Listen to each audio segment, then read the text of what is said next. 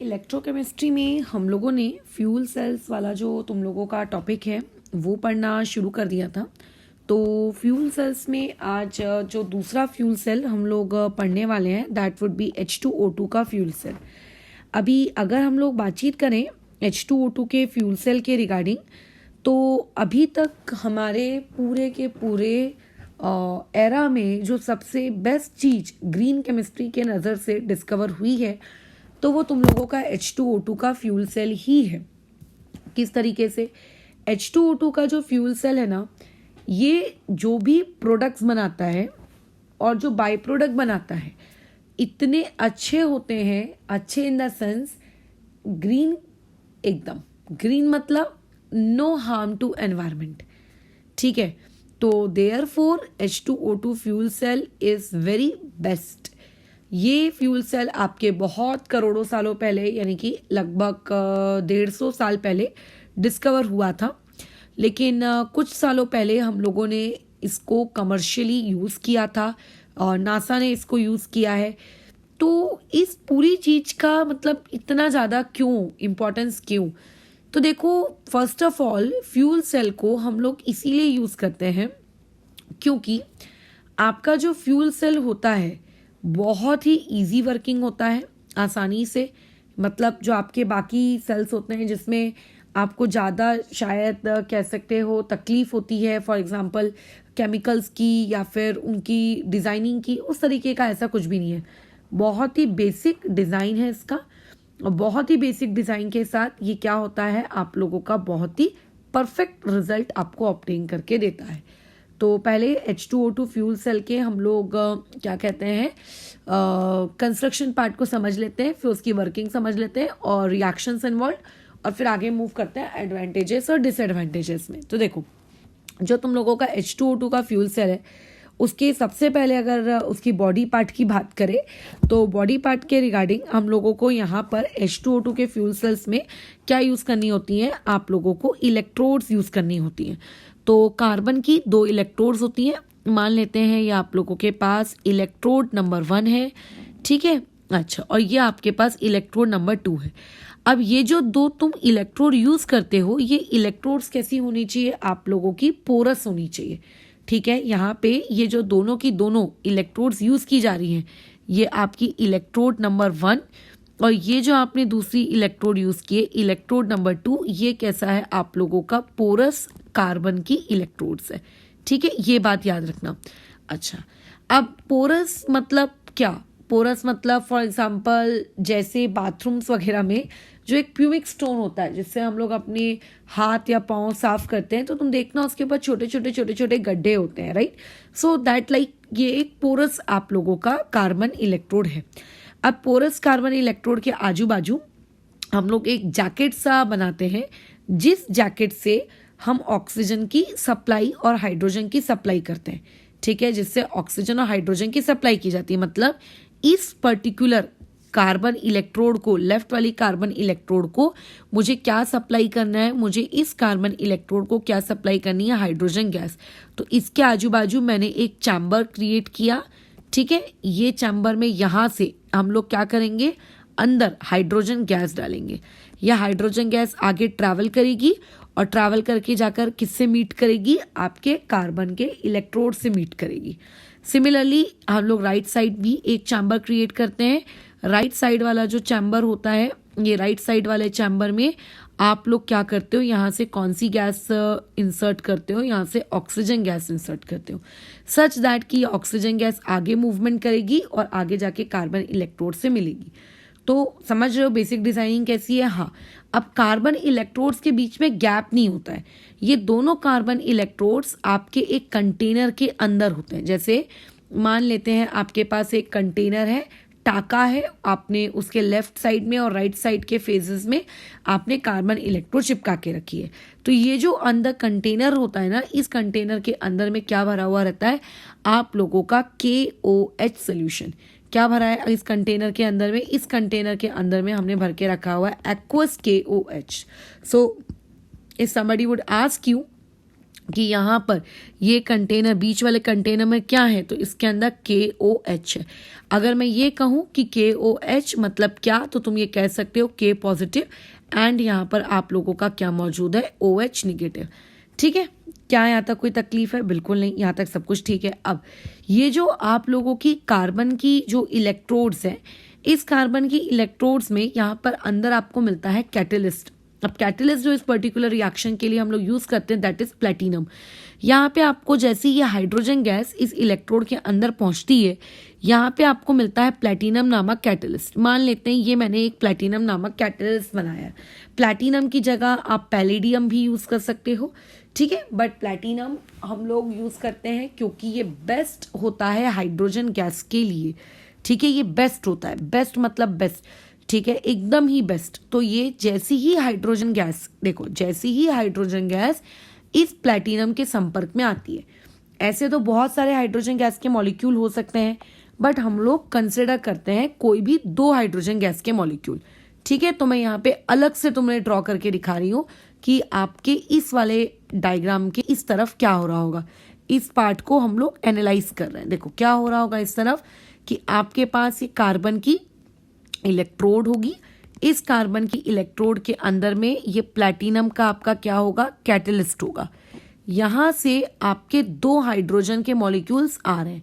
Hydrogen के molecules आना मतलब ये दोनों आ रहे हैं। प्लैटिनम का इलेक्ट्रोड क्या करेगा, तुरंत प्लैटिनम का कैटलिस्ट क्या करेगा, उस हाइड्रोजन गैस को सबसे पहले अपने ऊपर क्या करवाएगा, एड्सॉर्ब करवाएगा। ये प्लैटिनम की खास बात होती है।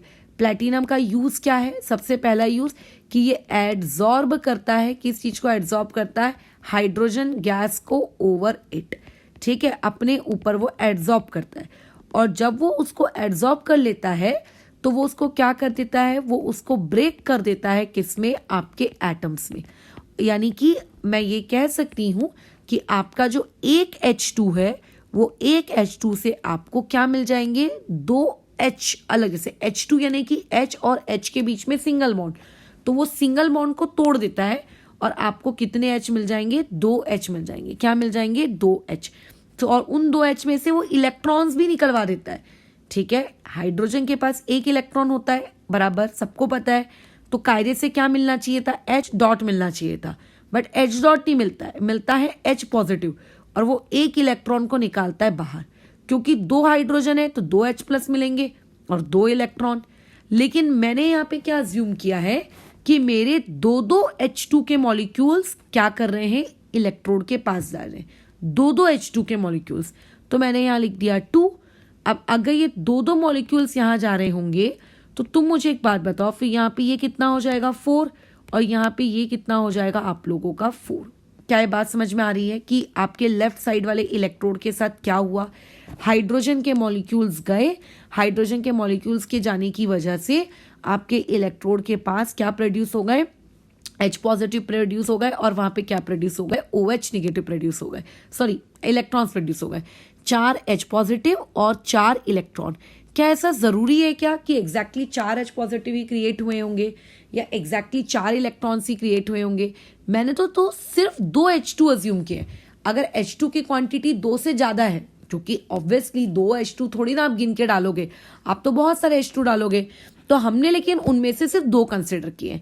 अब ये इलेक्ट्रॉन्स करते क्या है, हम देखो क्या करते हैं, एक वायर लगाते हैं इस इलेक्ट्रोड के बीच में और इस इलेक्ट्रोड के बीच में, ये वायर लगा देते हैं। ठीक है, वायर पे हम लोग यहाँ पे बीच में बल्ब का कनेक्शन दे देते हैं। अब ये जो इलेक्ट्रॉन्स है ना, ये चारों के चारों इलेक्ट्रॉन्स, ये इलेक्ट्रॉन्स जैसे जैसे इलेक्ट्रॉन्स बनते जाते हैं, वो सारे के सारे इलेक्ट्रॉन्स इस इलेक्ट्रोड से निकलकर इस बल्ब के अंदर फ्लो करते हैं, फिर बल्ब से निकलकर इस वायर, वायर से लेकर फिर ये अंदर। मतलब इलेक्ट्रॉन्स आउटर सर्किट के थ्रू एक इलेक्ट्रोड से दूसरे इलेक्ट्रोड ट्रैवल कर रहे हैं। क्या ये बात समझ में आ रही है? ओके। और जब उस बल्ब के थ्रू इलेक्ट्रॉन्स ट्रैवल करेंगे तो आपको क्या दिखेगा, बल्ब ग्लो होते हुए दिखेगा। सो बेसिकली इस पर्टिकुलर फ्यूल सेल में आपने क्या कर ली, आपने एनर्जी, आपने इलेक्ट्रिकल एनर्जी आपने जनरेट कर ली।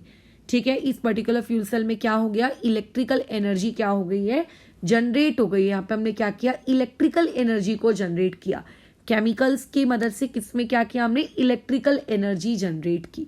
ओके, तो वो 4 इलेक्ट्रॉन्स के साथ क्या हुआ, इसमें तो तुम्हें कोई दिक्कत नहीं होगी ना, ठीक है, बिल्कुल समझ में आया, ठीक है। अब उसके बाद वो जो 4 H पॉजिटिव है उनके साथ क्या हुआ मैडम, तो देखो नीचे जो कंटेनर है उस कंटेनर में मैंने KOH भर के रखा है। KOH is nothing but K positive and OH negative. तो उस कंटेनर के पास यहाँ पर OH नेगेटिव होंगे 4 तो ये जो 4 H पॉजिटिव है और जो ये 4 OH नेगेटिव है ये कंबाइन होके क्या बना लेते हैं, आपके 4 H2O बना लेते हैं। यानी कि कंटेनर के अंदर क्या हो रहा है, कंटेनर के अंदर में ये जो 4 H पॉजिटिव है ये कंबाइन हो रहे हैं किसके साथ, कंबाइन विथ आप लोगों के 4 OH निगेटिव, ठीक है, एंड फॉर्म, और साथ ही साथ में क्या फॉर्म कर रहे हैं, आपके 4 टाइम्स ऑफ H2O फॉर्म कर रहे हैं। क्या ये बात समझ में आ रही है? अच्छा, अब ये जो H2O फॉर्म कर रहे हैं 4, इस 4 H2O में से आपके 2 H2O तो यहाँ कैसे है, आपके कंटेनर में ही रह जाते हैं, इनसाइड में ही रह जाते हैं कंटेनर के, और जो इसमें से 2 H2O है ये अपनी मूवमेंट शुरू कर देते हैं, टुकुर टुकुर टुकुर टुकुर। ये बोलते हैं कि नहीं नहीं, हम तो आपके क्या कहते हैं कंटेनर के अंदर नहीं रहेंगे, ये जो राइट हैंड वाली आपको इलेक्ट्रोड दिख रही ना, मैं तो इसके पास जाऊंगा। यहाँ वो राइट हैंड वाली इलेक्ट्रोड के पास जाने लगते हैं कि राइट हैंड वाली इलेक्ट्रोड हम लोग आ रहे हैं तुम्हारे पास। तो राइट हैंड वाली इलेक्ट्रोड के पास देखो कैसा होता है, राइट हैंड वाली इलेक्ट्रोड को मिलने लगता है, जैसे कि ये राइट हैंड की इलेक्ट्रोड है, इस इलेक्ट्रोड को क्या मिलता है, आपका कंटेनर के अंदर से 2 H2O मिल जाते हैं। इसको और क्या मिलता है, इसको साथ ही साथ में वो जो देखो 4 इलेक्ट्रॉन सर्किट से घूमकर बाहर के रास्ते वायर के थ्रू आ गए, वो भी मिल गए, प्लस ये आप ऑक्सीजन भी तो दे रहे हो, तो यहाँ से इसको ऑक्सीजन भी मिल गई।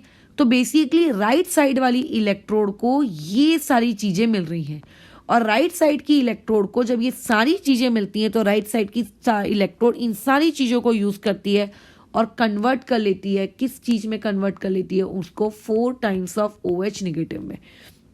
ठीक है, कैसे कन्वर्ट करती है, क्या कन्वर्ट करती है, वो मैं तुम्हें नहीं बता रही हूँ, ठीक है, वो मैं तुमको नहीं बता रही क्योंकि वो तुम्हारा पार्ट ही नहीं है, कैसे बना, क्या बना, क्यों बना, ठीक है। अभी तुम्हारी बुक में जितना है बोर्ड्स लेवल पर मैं एग्जैक्टली उतना ही बता रही हूँ, ठीक है ना, याद रखना। जब मैं ये वीडियोस वापस से बनाऊंगी रॉयल लोगों वाली JEE बैच के लिए, तो उसमें तुम चाहो तो डिटेल में देख सकते हो, अदरवाइज तुम्हें नीड नहीं है, ठीक है। तो ये 4 OH निगेटिव बनता है। तो लेफ्ट और राइट क्या कहानी हो रही है, क्या ये बात समझ में आ रही है? बिल्कुल समझ में आ रही है, बहुत सिंपल सी चीज है। क्या है, आप लेफ्ट साइड से H2 डाल रहे हो, आप कहीं से भी कर लो, मैंने लेफ्ट साइड में H2 लिया, इट डजंट मीन्स कि तुम भी लेफ्ट में रहो, कहीं पे भी रहो।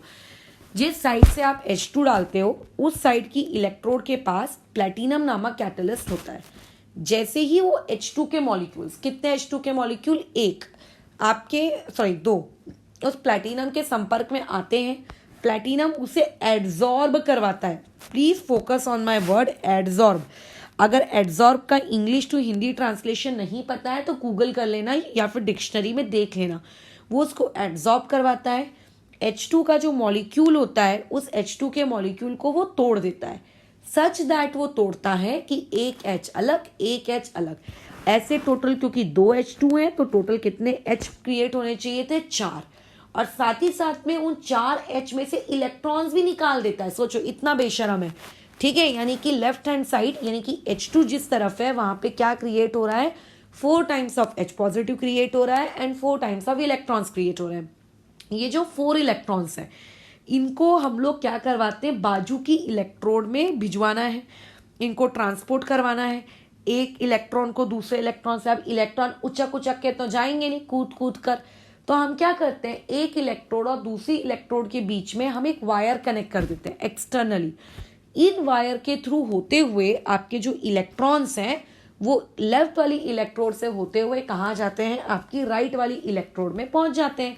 सिंपल, खत्म बातचीत, ठीक है। अच्छा, लेकिन जो H पॉजिटिव बच गए, वो H पॉजिटिव क्या करते हैं, उस कंटेनर में जो सोल्यूशन भरा हुआ है KOH, उस KOH में जो OH निगेटिव है ना, उसके साथ वो कंबाइन होके क्या बना लेते हैं, आपके 4 टाइम्स ऑफ H2O। हमें लगता है अरे वाह पानी बन गया, क्लैप, बट नहीं, पानी नहीं बन, पानी बन तो गया बट पानी के अंदर के जो 2 पार्टिकल्स हैं वो कंटेनर में ही रह जाते हैं, और 2 पार्टिकल्स किसकी तरफ मूवमेंट शुरू कर देते हैं, आपके इलेक्ट्रोड की तरफ, राइट वाले। तो बेसिकली जो राइट वाला इलेक्ट्रोड है उसको 4 इलेक्ट्रॉन्स मिल रहे हैं वायर के थ्रू, उसको 2 H2O मिल रहा है, वो कंटेनर से ट्रैवल होते हुए आ रहा है, और O2 हम लोग दे रहे हैं उसको राइट साइड से। तो ये तीनों चीजें जब मिलती हैं तो राइट हैंड साइड वाली जो इलेक्ट्रोड है वो क्या बना लेती है, 4OH नेगेटिव। क्या बना लेती है, 4OH नेगेटिव। जो लेफ्ट हैंड साइड वाली इलेक्ट्रोड है यहाँ पे ऑक्सीडेशन होता है, और जो राइट हैंड साइड वाली इलेक्ट्रोड है वहां पे क्या होता है, रिडक्शन। तो अगर कोई मुझसे पूछेगा कि आपके left hand side at LHS क्या हुआ, तो पहला पॉइंट मैं वहां पे ये लिखूंगी कि फिलहाल मेरे लेफ्ट हैंड साइड ऑक्सीडेशन हो रहा है, और उस ऑक्सीडेशन वाली प्रोसेस में आपकी टोटल कितनी स्टेप्स इन्वॉल्व है, 2 स्टेप्स इन्वॉल्व है। सबसे पहले स्टेप नंबर 1 में बोलो क्या होता है, हमारे पास 2 H2 होते हैं जो कि कन्वर्ट हो जाते हैं 4 टाइम्स ऑफ H पॉजिटिव और 4 टाइम्स ऑफ इलेक्ट्रॉन में। फिर वो जो आपके 4 H पॉजिटिव होते हैं, वो 4 H पॉजिटिव स्टेप नंबर 2 में कंबाइन हो जाते हैं। किसके साथ कंबाइन होते हैं, आप लोगों के 4OH नेगेटिव के से। ये OH नेगेटिव कहाँ से आता है, ये OH नेगेटिव कहाँ से आ रहा है, फ्रॉम सोल्यूशन आ रहा है। फिर उसके बाद जब ये 4 OH नेगेटिव कंबाइन होकर क्या बना लेते हैं, 4 H2O। क्या ये बात समझ में आई? ये कहाँ पे हुई है सारी की सारी कहानी, ये सारी की सारी कहानी आप लोगों की लेफ्ट हैंड साइड में हुई है, यानी कि ऑक्सीडेशन में हुई है। क्या ये बात भेजे में जा रही है, कहाँ हुई है, लेफ्ट हैंड साइड में हुई है, यानी कि ऑक्सीडेशन में हुई है। ठीक है, तो अभी ऑक्सीडेशन यानी कि लेफ्ट हैंड साइड 2 काम हो रहे हैं, तो मुझे 2 रिएक्शन लिखने से अच्छा है मैं इसके बदले एक रिएक्शन लिखती हूँ, 2 चीजों के बदले एक।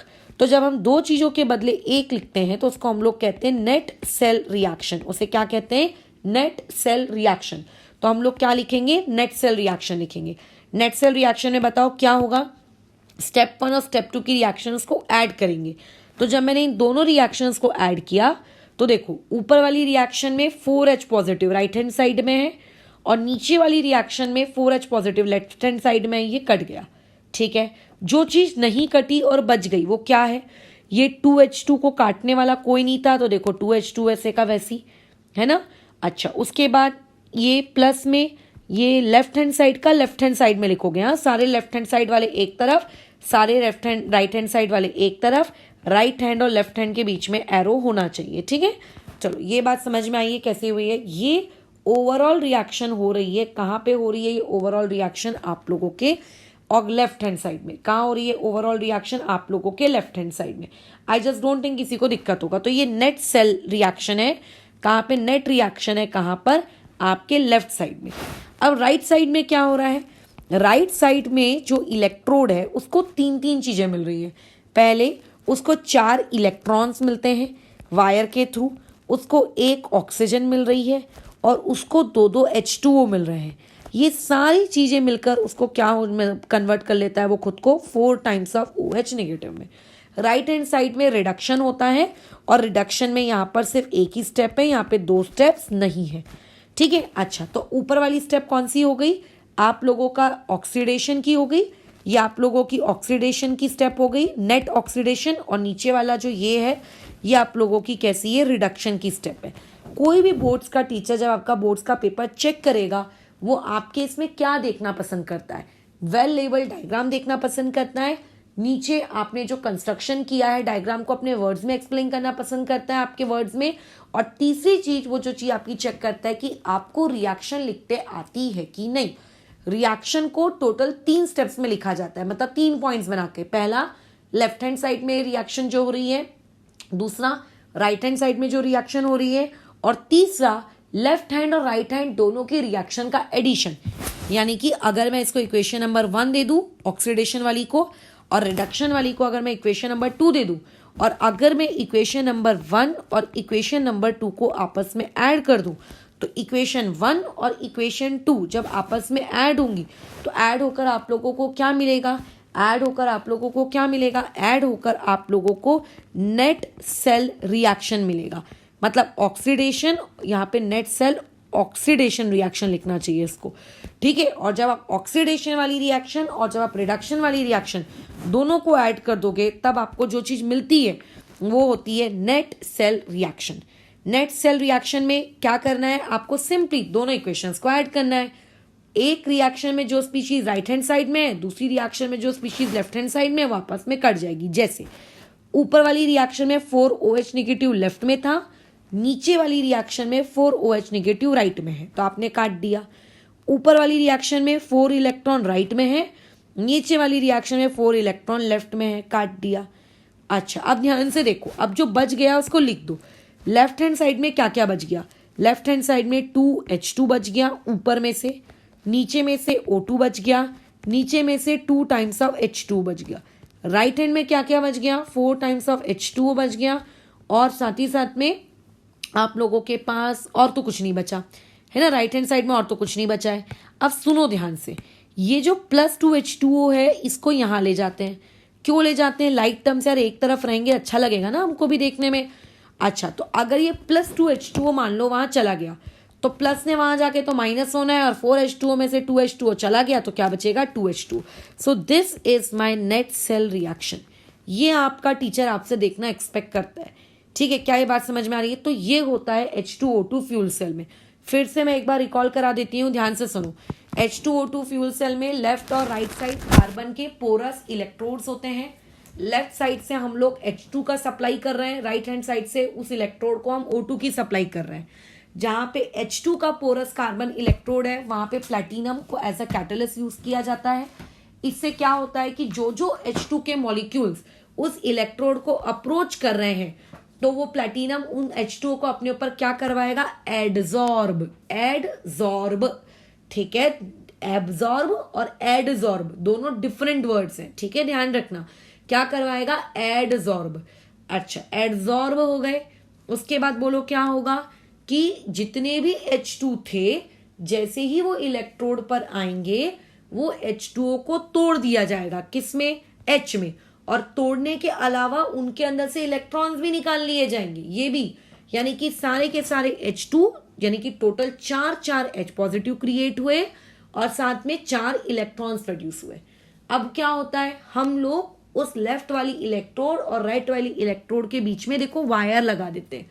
तो वो जो 4 इलेक्ट्रॉन्स है वो फ्लो होके कहाँ चले जाते हैं? आप लोगों के राइट साइड में। और जो 4 H पॉजिटिव है वो कंबाइन हो जाते हैं किसके साथ? आपके 4 OH निगेटिव के साथ, और क्या बना लेते हैं? 4 H2O बना लेते हैं, बराबर। अच्छा, अब उसके बाद इसी चीज को हमने रिएक्शन के फॉर्मेट में लिख के दिखा दिया कि स्टेप नंबर 1 में देखो ये हुआ, स्टेप नंबर 2 में देखो ये हुआ। अब एक ही लेफ्ट साइड की 2 स्टेप्स लिखने से अच्छा है, हमने बोला देख भाई लेफ्ट हैंड साइड की नेट स्टेप लिखते हैं। नेट मतलब ओवरऑल स्टेप। तो ओवरऑल स्टेप के लिए हमने उन दोनों स्टेप्स को ऐड कर लिया, जो कटता है उसे काट लिया, जो बचता है उसे बचा लिया। अच्छा, एक चीज से तुम कंफ्यूज हो सकते हो, तुम्हें लगेगा कि ऊपर का पिंक और नीचे का पिंक कटा है। नहीं, इसको मैं रेड कर देती हूँ और इसको भी मैं रेड कर देती हूँ, इसको भी मैं रेड कर देती हूँ, इसको भी मैं रेड, ताकि तुम्हें पता होना चाहिए अपन ने किसको कब किसके साथ काटा है। ओके, अच्छा, फिर वैसे ही जो राइट हैंड साइड की इलेक्ट्रोड है उसके साथ क्या हो रहा है? राइट हैंड साइड की इलेक्ट्रोड को एक O2 मिल रहा है, ठीक है, उसको 4 इलेक्ट्रॉन्स मिल रहे हैं वायर के थ्रू, और जो 4 H2O बने थे उसमें से 2 H2O से मिल रहे हैं। तो राइट हैंड साइड वाली इलेक्ट्रोड इन सारी चीजों को लेकर क्या क्रिएट कर लेती है? 4OH negative. तो राइट हैंड साइड में क्या हो रहा है? रिडक्शन हो रहा है, और ये रिडक्शन की रिएक्शन, तो हमने ऑक्सीडेशन की भी रिएक्शन लिखी, हम लोगों ने रिडक्शन की भी रिएक्शन लिख ली, और अब हम लोगों को नेट सेल रिएक्शन लिखनी है। तो नेट सेल के लिए बोलो क्या करते हैं हम लोग नेट सेल की रिएक्शन लिखने के लिए सिंपली दोनों रिएक्शंस, यानी कि ऑक्सीडेशन वाली रिएक्शन और आपकी जो रिडक्शन वाली रिएक्शन है, दोनों रिएक्शंस को उठाकर ऐड कर देते हैं। मैंने किया, देखो ये बन गई आपकी नेट सेल रिएक्शन, बढ़िया। तो इससे पढ़ने वाले टीचर को ये समझ में आ जाता है कि तुम पढ़े लिखे इंसान हो, ठीक है। अच्छा, अब ये नेट सेल रिएक्शन तो देखो हो गई। अब ये जो नेट सेल रिएक्शन हुई, इस नेट सेल रिएक्शन को लिखने के बाद क्या और भी कुछ जानकारी हमको देनी है? बिल्कुल देनी है। इस पूरी प्रोसेस के दौरान बाहर की जो वायर है, जो एक इलेक्ट्रोड को दूसरी इलेक्ट्रोड से कनेक्ट कर रही थी, उससे इलेक्ट्रॉन्स फ्लो हुए, और जब उस इलेक्ट्रॉन्स को मैं बल्ब से पास करवा रही हूं तो मेरा बल्ब ग्लो हुआ। इट मीन्स दैट कि इस पूरी प्रोसेस के दौरान मैंने क्या किया है? मैंने केमिकल एनर्जी को मैंने इलेक्ट्रिकल एनर्जी में कन्वर्ट किया है। सबसे पहला कंक्लूजन कि यहाँ पे हम लोग केमिकल एनर्जी को किस में कन्वर्ट कर रहे हैं? इलेक्ट्रिकल एनर्जी में। पॉइंट नंबर 2, पूरी प्रोसेस के अंदर दौरान 4 H2O के मॉलिक्यूल्स बने थे, जिसमें से 2 H2O के मॉलिक्यूल्स तो हमने राइट हैंड साइड भेज दिए, लेकिन 2 मॉलिक्यूल स्टिल आपके कंटेनर में ही है। क्या ये बात समझ में आ रही है? देखो कैसा कह रही हूं मैं कि यहां पर, एक मिनट, ये चीज क्या हो गई है, देखो आप लोगों के पास ओवरऑल क्या हुआ था, आप लोगों के पास ओवरऑल क्या हुआ था, 4 H2O बने थे, जिसमें से 2 H2O अभी भी कंटेनर के पास ही रह गए यहां अंदर, और 2 H2O यहां चले गए। तो जो चले गए उस पर ध्यान मत दो, ठीक है, जो चले गए उस पर ध्यान मत दो, जो आप लोगों के पास बच गए उस पर ध्यान दो। 2 अभी भी कंटेनर के अंदर बचे हुए हैं, अब वो H2O भी बच गया। अब सोचो H2O इतना इतना हमारे लिए यूजफुल है कि इसको हम एज अ वाटर पी भी सकते हैं। अच्छा, अब डाउट आएगा कि नहीं मैडम उसमें तो KOH मिक्स है, पी कैसे सकते हो? तो यार प्रोसेस होती है, जैसे कि अगर समुद्र का पानी और लेट्स से समुद्र का पानी पीना है तो कितना खारा होता है वो, बट पी सकते हो ना तुम। कैसे? उसका NaCl निकाल दो।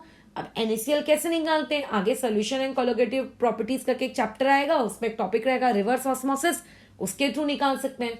CBSE वाले कुछ स्टूडेंट्स लोगों ने तो 9th स्टैंडर्ड में भी ऑस्मोसिस पढ़ा ही हुआ है, केमिस्ट्री और बायोलॉजी में, है ना, बट जिन्होंने नहीं पढ़ा है वो भी आगे पढ़ लेना 12th में कि ऑस्मोसिस क्या होता है। तो रिवर्स ऑस्मोसिस के थ्रू वो जो कंटेनर के अंदर में पानी और H2O जो मिक्स हो गए थे उसको हम अलग अलग कर सकते हैं, सेपरेट आउट कर सकते हैं। उस पानी को मैं पी सकती हूँ, उस पानी को मैं पी सकती हूँ। मतलब फ्यूल सेल के अंदर एक ही बाय प्रोडक्ट बन रहा है, और वो बाय प्रोडक्ट जो बन रहा है वो खुद पानी है, जिसको हम लोग क्या कर सकते हैं, पी सकते हैं। वाह, कितनी अच्छी बात है। और इसका मतलब बाहर ऐसी कोई भी चीज नहीं निकल रही जिससे एनवायरनमेंट को हार्म पहुंचेगा। सो यही H2O2 फ्यूल सेल का सबसे बड़ा एडवांटेज है कि यहाँ पे आप लोगों को जो भी बाय प्रोडक्ट मिलता है वो बाय प्रोडक्ट आपका क्या होता है, वाटर होता है, जो कि नॉन पोल्यूटिंग है। यही मैं तुम्हारी टेक्स्ट बुक से तुम्हें मार्क भी करा देती हूँ कि दे आर नॉन पोल्यूटिंग। और इस क्यों? क्योंकि यहाँ पे जो बाय प्रोडक्ट बन रहा है वो क्या है, वाटर। एज वेल एज ये इतना प्यारा फ्यूल सेल है कि हमें पानी भी पीने को दे रहा है, एज वेल एज ये हम लोगों को इलेक्ट्रिसिटी भी प्रोड्यूस करके दे रहा है, ठीक है। अच्छा, अब ये जो इलेक्ट्रिसिटी हम लोगों को प्रोड्यूस करके दे रहा है, ये 70% तक की इसकी इफिशियंसी है। ये डेटा आपको एग्जैक्टली याद करने की नीड नहीं है, बस इतना पॉइंट भी अगर याद करोगे ना कि फ्यूल सेल प्रोवाइड इलेक्ट्रिसिटी, बस काफी है, ठीक है। ये की काफी अच्छी एफिशिएंसी है। जो नागपुर में कोराडी पावर प्लांट है या फिर अलग अलग सिटीज में जो पावर प्लांट होंगे, थर्मल पावर प्लांट, उन थर्मल पावर प्लांट से आप कोयले को जलाकर इलेक्ट्रिकल एनर्जी प्रोड्यूस करते हो। फिर जो इलेक्ट्रिकल एनर्जी प्रोड्यूस होती है वर्सेस H2O2 ने जितनी इलेक्ट्रिकल एनर्जी प्रोड्यूस की, आप ये देखोगे कि H2O2 की इफिशिएंसी ज्यादा है। मतलब उतने ही अमाउंट में वो ज्यादा अमाउंट की इलेक्ट्रिसिटी प्रोड्यूस कर देता है, जो कि अपना थर्मल पावर प्लांट नहीं कर पाता है, ठीक है। अच्छा, और उसके अलावा सबसे सबसे सबसे जरूरी चीज, H2O2 के फ्यूल सेल में जो हम इलेक्ट्रोड्स यूज करते हैं, वो इलेक्ट्रोड्स केमिकल्स के प्रयोग की वजह से खराब नहीं होते। जैसे हम लोग अभी आगे कुछ फ्यूल सेल्स पढ़ेंगे जिसमें ये लिखा रहता है कि इलेक्ट्रोड्स को टाइम टू टाइम चेंज करना रहता है। इवन 10th में भी तुम पढ़कर आए होगे कि जब तुम लोग इलेक्ट्रोलिसिस करते थे इसकी क्या नाम है उसके एल्यूमिना की, तो आपको इलेक्ट्रोड्स को टाइम टू टाइम चेंज करना पड़ता था। तो क्योंकि जब हम केमिकल्स में आप लोगों के इलेक्ट्रोड्स को यूज करते हैं ना, तो खराब हो जाते हैं, डैमेज हो जाते हैं due to various reasons. But यहाँ पे H2O2 फ्यूल सेल में ऐसा कुछ भी नहीं है। तो ये उसका सबसे इंपॉर्टेंट एडवांटेज है कि fuel cells do not have to be discarded on consuming of chemicals, ठीक है। ये दरियात्मी मतलब बिल्लू बहुत ही अच्छा कि ठीक है, ये आपके खराब नहीं होते हैं केमिकल्स, एकदम बहुत ही बढ़िया है। फ्यूल सेल्स, एक मिनट में कुछ गलत बोल दिया क्या शायद, fuel cells do not have to be discarded, और हाँ बराबर सही तो कह रही हूँ, इसमें कुछ भी आपको रिप्लेस करने की या फेंकने फाकने की नीड नहीं पड़ती। तो बस ये 3 पॉइंट्स तुम्हें अपने एडवांटेजेस में याद करने। अब तुम्हें लगेगा यार सब कुछ एडवांटेज एडवांटेज ही है, तो क्या इसके कोई डिसएडवांटेज नहीं है क्या? डिसएडवांटेज भी है। सबसे बड़ा डिसएडवांटेज तो यार इसके केमिकल्स ही है। तुम्हें पता है ना, हाइड्रोजन बॉम्ब नामक एक चीज होती है, ठीक है। तो अगर इमेजिन करो तुम हाइड्रोजन गैस को यूज कर रहे हो, अगर गलती से, और ऑक्सीजन क्या कराती है, बचपन से पढ़ते आ रहे हैं, ऑक्सीजन कंबशन को सपोर्ट करती है, मतलब आग भड़काऊ है वो, और गलती से अगर मान लेते हैं ये दोनों साथ में आ गए तो तुम सोच लो कि वो चीज क्या होने वाली है फिर। सो देयरफॉर इसके 2 ड्रॉबैक्स रहेंगे। पहला, हाइड्रोजन गैस को हैंडल करना हैजार्डस होता है, काफ़ी ज़्यादा एक्सप्लोजन क्रिएट कर सकता है। दूसरा, आपको यहाँ पे जो हाइड्रोजन गैस होती है उसको प्रिपेयर करने का कॉस्ट भी आपका कैसा आता है, बहुत ही महंगा। प्योर हाइड्रोजन गैस को प्रिपेयर करने का कॉस्ट भी यहाँ से क्या आ जाता है, महंगा आ जाता है। ठीक है, अच्छा। और इसके अलावा बाकी जो इसके एप्लीकेशंस हैं वो तो मैं पहले ही बता चुकी हूँ। अच्छा, आई थिंक नहीं बताएं, चलो फिर से बता देते हैं। पहली एप्लीकेशन, आप इसको स्पेस में यूज कर सकते हो, जो कि लोगों ने किया भी है। ठीक है, नासा ने इसको यूज किया है स्पेसक्राफ्ट में, उन्होंने H2O2 फ्यूल सेल को भरा था, उसको यूज किया था और उसको अपने साथ लेकर भी गए थे ऊपर। ठीक है, तो इतना तुम लोगों को ध्यान नहीं रखना है, इतने बड़े बड़े एप्लीकेशंस नहीं लिखना है, सिर्फ 3 वर्ड लिखने हैं, इन स्पेसक्राफ्ट। ठीक है, उसके बाद बाकी बीच में जो भी प्रवचन लिखा है वो सिर्फ जीके फैक्ट्स हैं, वो आप लोगों को अपने बोर्ड्स के पेपर में नहीं लिखना है। ठीक है, इसके अलावा बस इतना लिखना है कि pure water formed is use for drinking by astronauts, ये उसका सबसे पहला एडवांटेज। अच्छा, दूसरे अलावा हम लोगों के स्कूल्स जो होते हैं, घर होते हैं, हॉस्पिटल्स होते हैं, या फिर कह सकती हूँ मैं स्मॉल स्केल इंडस्ट्रीज कह सकते हो, या फिर आप रेसिडेंशियल या फिर स्मॉल स्केल, जहाँ पे बड़ी बड़ी आपको मशीनरी नहीं चलानी। बड़ी बड़ी मशीनरी मतलब कोई बहुत बड़ा प्लांट या मशीन अगर आपको रन नहीं करना है, छोटा मोटा cooler, AC, fridge, medical appliances etcetera etcetera, इस तरह की जहाँ जगहें होती हैं वहां पे आप अपनी ये जो घरों में अभी बिजली आती है, इस बिजली के बदले में आप H2O2 सेल को यूज कर सकते हो। बट अभी हम लोग नहीं कर रहे हैं, फ्यूचर की बात है। ठीक है, फ्यूचर में आप हो सकता है आप यूज कर सको, अभी फिलहाल इसको नहीं कर रहे हैं। अच्छा, आप जैसे मैंने बताया स्पेस क्राफ्ट में यूज कर सकते हो, तो यार ये दोनों के दोनों पॉइंट ना सेम ही है। देखो, स्पेस प्रोग्राम लिख दिया और नीचे स्पेस क्राफ्ट लिख दिया, सो नॉट मच डिफरेंस। और उसके अलावा इसको हम लोग ऑटोमोबाइल इंडस्ट्री में यूज कर सकते हैं। तुम्हें पूरा का पूरा एग्जैक्टली वर्ड टू वर्ड जैसा टेक्स्ट बुक वाले ने लिखा है वैसा छापने की जरूरत नहीं है। क्या करोगे, उसको सिंपल भाषा में क्या लिखोगे, यूज्ड इन ऑटोमोबाइल इंडस्ट्री, खत्म बातचीत। तो ये applications, if somebody would ask you regarding applications of H2O2 fuel cell, then you will simply say it is used in automobile industry, it is used in spacecraft programs, it is used in hospitals, in homes or hotels or any type of small scale industry in future। ये आपके H2O2 cell का advantage, drawback और साथ साथ में application part है। Construction part में आ जाओ तो देखो, जैसे मैंने बनाया है एग्जैक्टली वैसे का वैसे ही है। यहाँ आपके लेफ्ट हैंड साइड से क्या दिया जा रहा है, आप लोगों को H2 सप्लाई किया जा रहा है, राइट हैंड साइड से O2 सप्लाई किया जा रहा है। ठीक है, ओके। ये जो लेफ्ट हैंड पार्ट है एनोड, यानी कि ऑब्वियसली यहाँ पे ऑक्सीडेशन होगा, और राइट हैंड साइड वाला पार्ट यानी कि यहाँ पे बोलो क्या होगा, रिडक्शन होगा। ठीक है, अच्छा। उसके बाद ये नीचे यहाँ पे क्या भर के रखा है, एक्वस KOHS, जैसे आपको बताया था। अब जब ये सुनो ध्यान से, अब क्या होगा, इसमें मैंने क्या बोला था कि जो इलेक्ट्रोड आप यूज करते हो, ठीक है, जो भी आप इलेक्ट्रोड यूज करते हो वो आप लोगों के क्या होने चाहिए, पोरस होने चाहिए। तो anode and cathode are porous carbon rod, जिनमें बहुत ही स्मॉल क्वांटिटी का हम लोग क्या यूज करते हैं, प्लेटिनम मेटल यूज करते हैं। ठीक है, यानी कि ये हो गया कंस्ट्रक्शन का पहला पार्ट। उसके अलावा एक इंसान तुम्हें यहां से गिवरीजन पूछ सकता है कि बताओ हम लोग प्लैटिनम को क्यों यूज करते हैं। अपनी अपनी टेक्स्ट बुक से मार्किंग कर लेना। हाँ, टेक्स्ट बुक अगर नहीं खरीदी है तो खरीद लो और मार्किंग कर लो। प्लैटिनम को हम लोग क्यों यूज करते हैं, तो प्लैटिनम को हम इसीलिए यूज करते हैं क्योंकि प्लैटिनम यहाँ पे क्या है, आप मतलब या फिर क्यों यूज करते हैं या फिर रोल क्या है प्लैटिनम का, तो प्लैटिनम इस जगह पे एज अ कैटलिस्ट यूज किया जाता है। फिर नेक्स्ट पार्ट यहाँ पे कंस्ट्रक्शन में तुमसे ये पूछा जा सकता है कि सेकेंड पॉइंट कंस्ट्रक्शन का, कंस्ट्रक्शन में देखो दो चीजें आती हैं, इलेक्ट्रोड्स और इलेक्ट्रोलाइट। तो यहाँ पे इलेक्ट्रोलाइट क्या है, ठीक है, तो इलेक्ट्रोलाइट के बारे में तुमको पता होना चाहिए कि यहाँ पे जो इलेक्ट्रोलाइट हम यूज कर रहे हैं वो हॉट एक्वस KOH है। ठीक है, बस ये 2 पॉइंट आपको कंस्ट्रक्शन में याद रखने हैं और उसके बाद ये लिखना है कि the diagram is as follows, बस खत्म। ये इतना सा 2 लाइन का कंस्ट्रक्शन है यार। फिर आती है बाद में आप लोगों को एक तीसरा पॉइंट कंस्ट्रक्शन में कि हाइड्रोजन गैस को हम लोग लेफ्ट साइड से बबल करवाते हैं और ऑक्सीजन गैस को हम लोग यहाँ पे राइट हैंड साइड से। ये हो गया आपका कंस्ट्रक्शन का तीसरा पार्ट। चौथा पार्ट रिएक्शन कैसे होती है। बुक वाले ने रिएक्शन को डिस्क्राइब नहीं किया है, मैंने अभी अभी डिस्क्राइब करके तुमको दिया है कि क्या होता है। सबसे पहले जो 2 H2 हैं वो 2 H2 अंदर आती हैं, अंदर आके 4H पॉजिटिव और 4 इलेक्ट्रॉन में टूट जाती हैं। दिख रहा है 4H पॉजिटिव और 4 इलेक्ट्रॉन में टूट जाती हैं। अच्छा, बैक टाइट्रेशन कहाँ से खुल गया, ठीक है, 4 उसमें टूट जाती हैं। ओ माय गॉड, ये देखो टूट गई। टूटने के बाद क्या होता है, वो आपके 4H पॉजिटिव 4OH नेगेटिव और 4H2, समझ रहे हो ये क्या हो रहा है कि वो 4H positive 4OH negative combine होके 4H2 बन जाते हैं और फिर जाके बनती है देखो ये नेट रिएक्शन, ये नेट रिएक्शन। तो तुम्हारा बुक वाला क्या करता है, डायरेक्टली इस नेट रिएक्शन को लिख दिया उसने डायरेक्टली। मतलब वो एक स्टूडेंट से एक्सपेक्ट कर रहा है कि तुम बुक में जो जानकारी नहीं दी है उसको भी पढ़ो और नेट रिएक्शन को रट्टा मार लो, बट तुम रटना नहीं। तुम ध्यान रखना यहाँ पे टोटल 2 स्टेप्स में रिएक्शन हो रही है। स्टेप नंबर 1 बोलो क्या है, स्टेप नंबर 1 ये है कि 2H2 आपका ब्रेकडाउन होकर 4H पॉजिटिव और 4 इलेक्ट्रॉन में कन्वर्ट हो रहा है। स्टेप नंबर 2 ये है कि वो जो 4H पॉजिटिव है वो 4OH नेगेटिव के साथ कंबाइन होकर 4H2O बना रहे हैं। समझ में आ रही है बात। और इन दोनों रिएक्शन को अगर तुम आपस में ऐड कर दोगे तो जाके तुम्हें ये रिएक्शन मिलेगी, जैसा मैंने प्रीवियस में क्लिक करके दिखाया।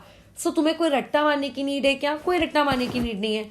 इसको याद रखो कि बेसिकली ऐसा होता है, ऐसा होता है, ऐसा होता है, तुम खुद रिएक्शन पेपर में लिख लोगे, कुछ भी रटने की नीड नहीं पड़ती। कैथोड में मैं क्या बताया था, उसको एक O2 मिल रहा है, देखो उसको एक O2 मिल रहा है। फिर कैथोड में क्या बताया था, उसको 2 H2O मिल रहा है।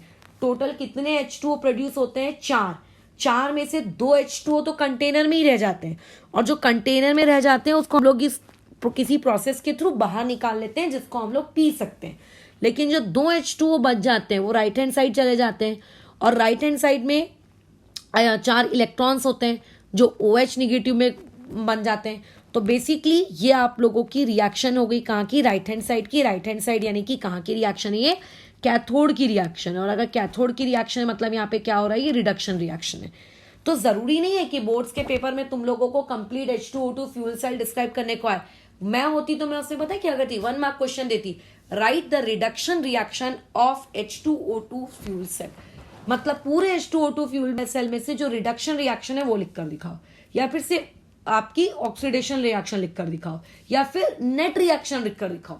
मतलब पूरा का पूरा आंसर मैं तुमसे नहीं लिखवाती, 1 1 2 2 3 3 मार्क के क्वेश्चन तो मैं जैसी मार्किंग करा के दे रही हूं ना, उन सारी मार्किंग से रिलेटेड आपको क्वेश्चंस मैं अभी PDF शेयर करूंगी ग्रुप में, उसके आंसर्स बना बना के तुम मुझको भेजोगे PDF में। जिसका नहीं आएगा उसको मैं यहाँ ट्यूशन में बुलवा कर लिखवा कर घर भेजवाऊंगी। तुम्हें पैटर्न समझ में आ जाएगा किस तरीके से करना है। मैंने भी अभी खुद के पैटर्न में थोड़े बहुत चेंजेस कर लिए हैं। 5 o'clock वाली चीज को मैंने बंद किया है कि उसको रोकना चाहिए, उसके बदले तुम्हारे पास रिकॉर्डेड होना चाहिए ताकि तुम कहीं भूल जाओ, है ना। तो तुम्हारे को बाद में पढ़ने के लिए तो होना चाहिए कंटेंट। उसके बाद फिर और भी कुछ कुछ चेंजेस है जो तुम्हें दिख जाएगा। अच्छा, आगे बढ़ते हैं हम लोग इसमें। ये बकवास बातचीत तुमको नहीं लिखनी है। अच्छा, इसके बाद ओवरऑल रिएक्शन बताओ क्या होगी, जब आप इस रिडक्शन को और इस ऑक्सीडेशन को जब आप आपस में ऐड कर लोगे तब आपको देखो ये ओवरऑल रिएक्शन मिलेगी। क्या ओवरऑल रिएक्शन रट्टा मारने की नीड है क्या, बिल्कुल नहीं। जिसको ऑक्सीडेशन आता है, जिसको रिडक्शन आता है, दोनों को ऐड करेगा उसको ओवरऑल मिल जाएगी ऑटोमेटिकली। तो आप कितने अच्छे से टॉपिक को समझते हो उसके बाद आप बोर्ड्स की बुक पढ़ो तो आपको कोई दिक्कत नहीं होगी, ठीक है। अच्छा, उसके बाद एक बात याद रखना, H2O2 फ्यूल सेल में हम ऐसा नहीं करते कि एक साथ H2 और O2 को डायरेक्टली आपस में हम रिएक्ट नहीं कराते, क्योंकि जैसा कि मैंने बताया, ठीक है, कि अगर मैंने इन दोनों को डायरेक्ट रिएक्ट करा दिया तो क्या होगा, बूम, वो हमको नहीं चाहिए है, बराबर वो हमको नहीं चाहिए है। तो इसीलिए कभी भी H2O2 को डायरेक्टली रिएक्ट नहीं करवाया जाता है। तो कहाँ चला गया मेरा PDF, ठीक है। तो ये वाला जो पर्टिकुलर पार्ट है तुम लोगों का, ये काफी इंपॉर्टेंट है। यहाँ से हो सकता है तुम लोगों को कोई MCQ टाइप के क्वेश्चन में फ्रेम कर दिया जाए, ठीक है, कि वो डायरेक्टली रिएक्ट होते हैं, इनडायरेक्टली रिएक्ट होते हैं, डू नॉट रिएक्ट होते हैं। और आखिरी चीज जो तुमको इसकी पता होनी चाहिए कि इस पूरी प्रोसेस के दौरान, अच्छा अब मैं इसमें एक और डेटा बता देती हूँ जो कि मैं पहले ही बता चुकी हूँ कि हर सेल की एक पोटेंशियल होती है। जैसे तुम मार्केट से बैटरी खरीद के लाते हो, हर बैटरी की एक क्षमता होती है कि मैं इतना वोल्ट सप्लाई करूंगा, मैं इतना वोल्ट प्रोवाइड करूंगा सर्किट को, राइट। तुम्हारी जो घड़ियां होती हैं, रिस्ट वॉच, उसमें जो बटन सेल्स होते हैं उनकी एक क्षमता होती है। तो वैसी हर सेल की एक पोटेंशियल होती है। वैसे आप जो H2O2 का फ्यूल सेल है उसकी सेल पोटेंशियल कितनी होती है, 1.23 वोल्ट। तो अगर तुम ये एग्जैक्ट डेटा याद नहीं कर पा रहे हो कि कैथोड का 0.4 होता है और एनोड का 0.83 होता है, तो ये याद करना कोई भी कंपलसरी डेटा नहीं है, लेकिन फिर भी इफ पॉसिबल तो आपको ये वाला डेटा बिल्कुल याद रखना चाहिए, ठीक है, कि H2O2 का फ्यूल सेल कितना वोल्ट का आपका प्रोवाइड करता है, आपको 1.23 वोल्ट का ये आपको क्या कर रहा है, प्रोवाइड कर रहा है, ठीक है। अच्छा, अब यहाँ पे एक बात याद रखना, कभी भी ऐसा नहीं होगा कि मैडम इलेक्ट्रोड खराब हो गए। यहाँ पे जब मतलब ये H2O2 फ्यूल सेल तब तक काम करता रहेगा जब तक आप उसको H2O2 का सप्लाई लेफ्ट साइड से राइट साइड से देते रहोगे। जैसे ही आपने जिस वक्त H2O2 का फ्यूल सेल का आपने सप्लाई H2O2 का सप्लाई रोक दिया तो क्या हो जाएगा, बोलो, आप लोगों का सेल काम करना क्या कर देगा, बंद कर देगा, ठीक है। तो सेल तब तक रन करता रहेगा कंटिन्यूअसली एज लॉन्ग एज जब तक आप उसको हाइड्रोजन गैस और ऑक्सीजन गैस आप क्या कर रहे हो, प्रोवाइड कर रहे हो, ठीक है। अच्छा, और उसके बाद याद रखना फ्यूल सेल अभी हम जो पढ़ रहे हैं राइट नाउ हमारी टेक्स्ट बुक में, ये एक बहुत ही बेसिक फ्यूल सेल है जो आज से 150 साल पुराना है। अभी विथ रिस्पेक्ट टू टाइम धीरे धीरे ये चीजें और एडवांस होती जा रही हैं, ठीक है। और इस फ्यूल सेल को काफी इंपॉर्टेंस मिल रही है। जरूरी नहीं कि H2O2 फ्यूल सेल होता है, मीथेन ऑक्सीजन फ्यूल सेल भी होता है और भी बहुत सारे टाइप के फ्यूल सेल्स होते हैं, बट आपको नहीं पढ़ना है, ठीक है। ये बहुत एडवांस हो रहा है। क्यों एडवांस हो रहा है? क्योंकि ये सबसे इंपॉर्टेंट ये ग्रीन केमिस्ट्री है, यानी कि इससे निकला हुआ एक भी बाय प्रोडक्ट अभी जो हमारे सिलेबस में है फिलहाल, वो हमारे नेचर के लिए, एनवायरमेंट के लिए हार्मफुल नहीं है। इस वजह से ये हमारे लिए बहुत ही ज्यादा क्या है, आप लोगों का इंपॉर्टेंट है। दूसरा, इसके बाद जो हम लोग यूज कर रहे हैं फिलहाल, अभी हम लोग जो यूज कर रहे हैं इस फ्यूल सेल में जो बाय प्रोडक्ट मिल रहा है उसको हम यूज भी कर सकते हैं, सोचो पी भी सकते हैं, कितना अच्छा है।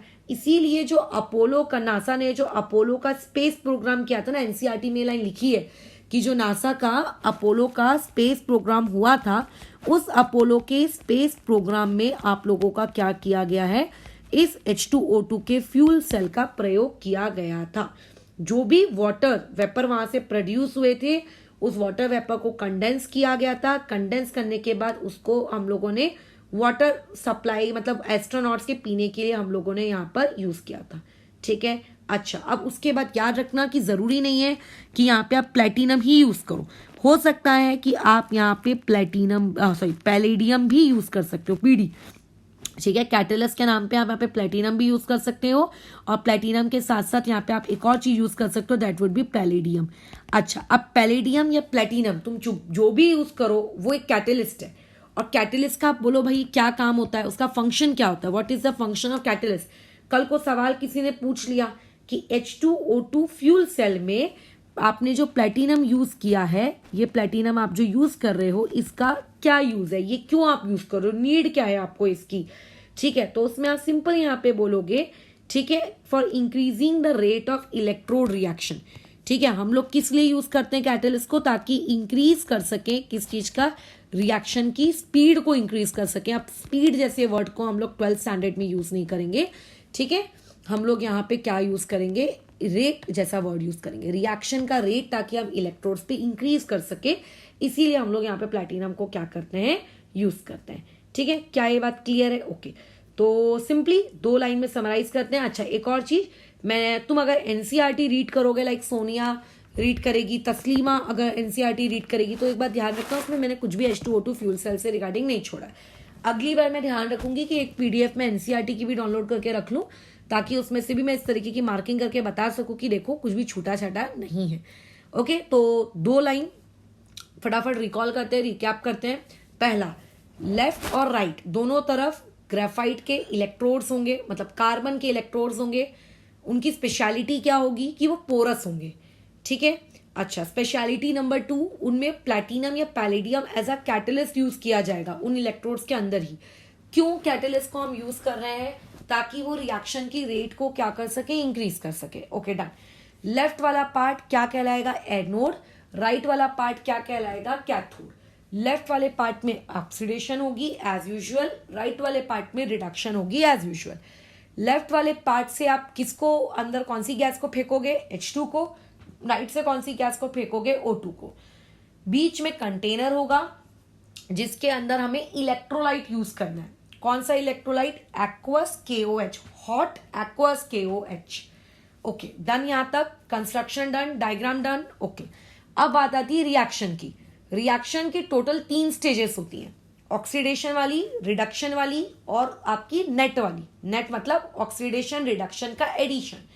जो ऑक्सीडेशन वाली रिएक्शन है, उस ऑक्सीडेशन वाली रिएक्शन में क्या होता है, जो लेफ्ट हैंड साइड में से कितने H2 लेने हैं? 2 H2 आप लोगों के क्या होंगे? टूट जाएंगे। किसमें टूट जाएंगे? 4 H पॉजिटिव में और 4 इलेक्ट्रॉन्स में। आपकी बुक में नहीं दिया है, बट आपको याद रखना और आपको पेपर में भी लिखना है। आप डायरेक्ट रट्टा मारोगे ना तो भूल जाओगे, ठीक है? एनसीईआरटी में दिया है आई थिंक, हाँ, स्टेट बोर्ड वालों ने नहीं दिया है।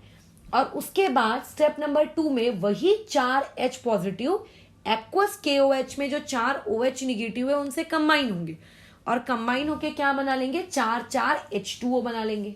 क्या ये बात समझ में आई? ओके, अब उसके बाद क्या होगा बताओ? अब ये हो गई ऑक्सीडेशन रिएक्शन 2-2।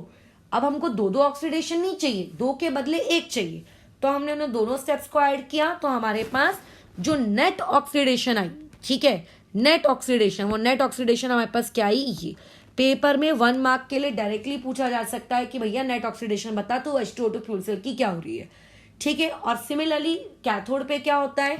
वो वायर के थ्रू जो इलेक्ट्रॉन्स लेफ्ट साइड में बने थे, उन इलेक्ट्रॉन्स को हम राइट साइड पहुंचा देते हैं, यानी कि चारों के चारों इलेक्ट्रॉन राइट हैंड चले गए।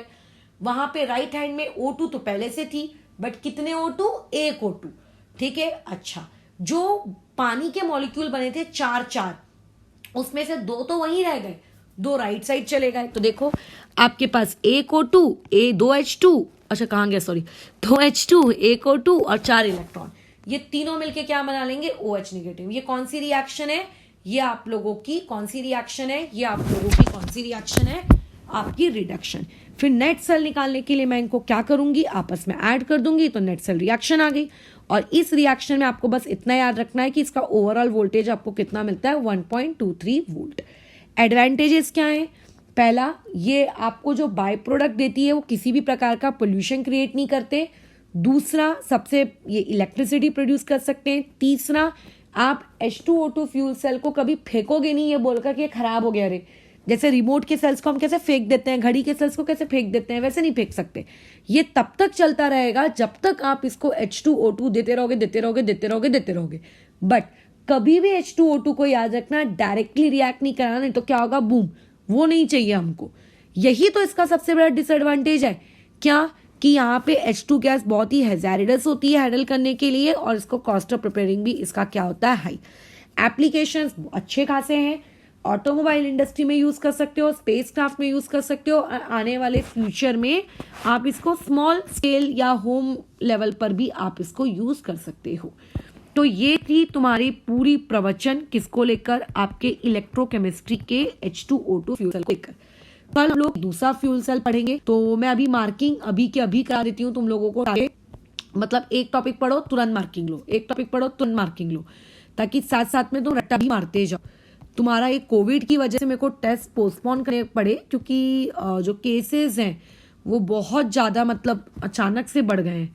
हम वैसे तो फेक है महाराष्ट्र में, वो मैं जानती हूँ, बट स्टिल कि कोई भरोसा नहीं है ना रिस्क वाली चीज़ का। और अपने ट्यूशन में से तुम भी में से बहुत सारे लोग कोविड पॉजिटिव थे, तो इसीलिए अपन उसको रोकते हैं। अब देखो पेपर में कैसी चीज़ें आएंगी, आपको ऐसा आएगा ये कि sketch and explain the operation and working of hydrogen oxygen fuel cell.